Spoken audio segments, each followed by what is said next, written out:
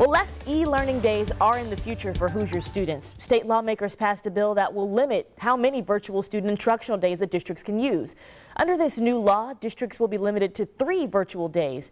This comes after many districts had to pivot to e-learning, of course, because of COVID. And as the pandemic waned, some districts use e-learning days instead of snow days or for professional development. But after July 1st, districts will only be allowed to count 3 of those virtual days towards the state-required 180 days of instruction. So if the district doesn't have enough instructional days, it can lose money. We spoke with a Washington Township mom who thinks the bill is a little too restrictive.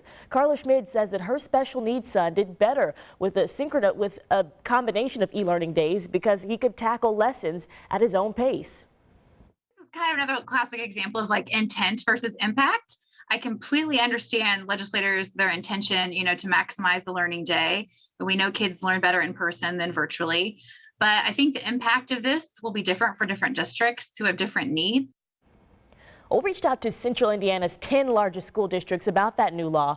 Wayne Township said that it's not worried about it. Hamilton Southeastern says it'll plan to use e-learning days differently in the future. It was using them for professional development.